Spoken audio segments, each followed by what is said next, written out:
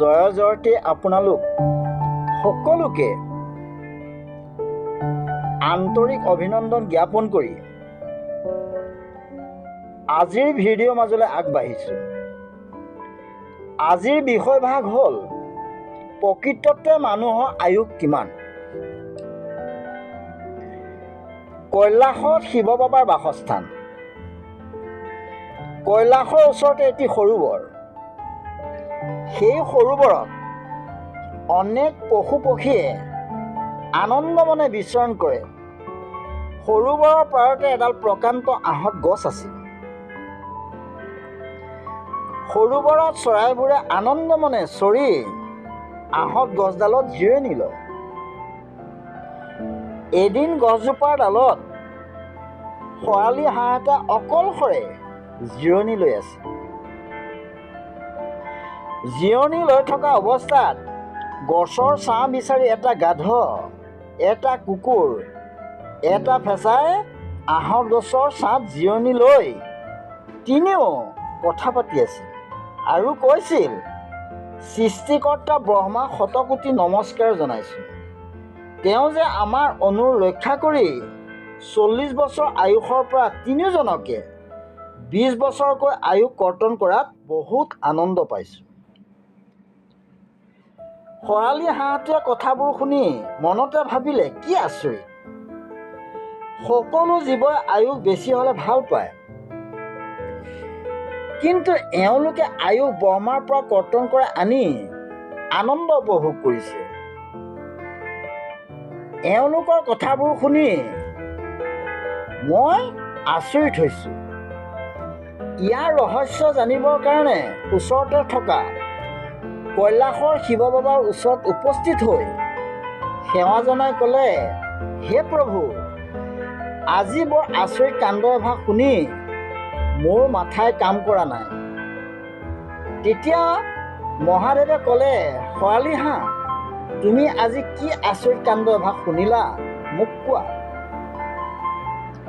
তেতিয়া শেৱালি হাঁহে ক'লে, প্ৰভু, সকলো জীৱই যিমান আয়ুস হয় ভাল পায়, কিন্তু আজি যিভাগ কাণ্ড দেখিলোঁ সেই কাণ্ডভাগ কওঁ শুনক। মই এডাল আঁহত গছৰ ডালত জিৰণি লৈ আছোঁ। তেনে অৱস্থাত এটা গাধ, এটা কুকুৰ, এটা ফেঁচাই ব্ৰহ্মাৰ পৰা আয়ুস কমাই আনি তিনিও আনন্দ উপভোগ কৰি আছে। প্ৰভু, ইয়াৰ ৰহস্য মই বুজি নাপালোঁ। শেৱালি হাঁহৰ কথা শুনি শিৱ বাবাই হাঁহি মাৰি ক'লে, সেই ৰহস্য মই কওঁ, তুমি মনোযোগ দি শুনি যোৱা। সৃষ্টিকৰ্তা ব্ৰহ্মাৰ ওচৰত এওঁলোক তিনিওৱে আবেদন কৰিছিল, হে প্ৰভু, আমাৰ তিনিওজনৰ আয়ুস কিমান।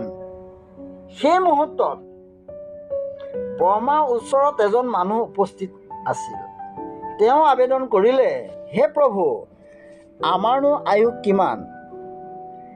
তেতিয়া ব্ৰহ্মাই ক'লে, তোমালোকৰ সকলোকে আয়ুস 40 বছৰ কৰি দিছোঁ। এই 40 বছৰতে সকলো তিতা কেঁহা মিঠা সকলো উপভোগ কৰিব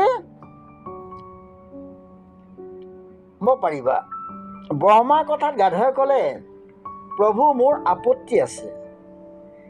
তেতিয়া ব্ৰহ্মাই ক'লে, কি আপত্তি আছে কোৱা।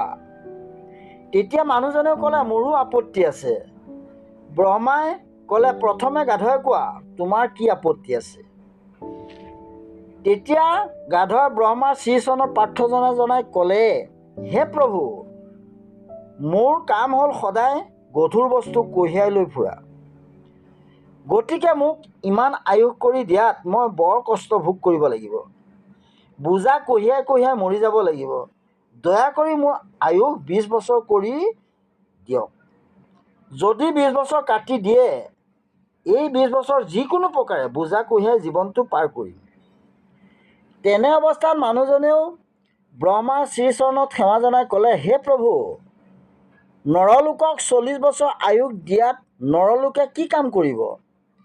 পঢ়া শুনা কৰি, চাকৰি বাকৰি কৰি, সংসাৰ কৰি, সতি সন্তান জন্ম দি ডাঙৰ দীঘল কৰিব নাপাওঁতেই 40 বছৰ হ'ব আৰু মৃত্যুক আঁকোৱালি ল'ব লাগিব। বেয়া নাপায় যদি অলপ আয়ুস বঢ়াই দিব নেকি?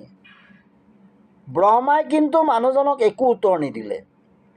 তেতিয়া গাধই ক'লে, প্ৰভু, মোৰ অনুমতি ৰক্ষা কৰিলে নথৈ আনন্দিত হ'ম।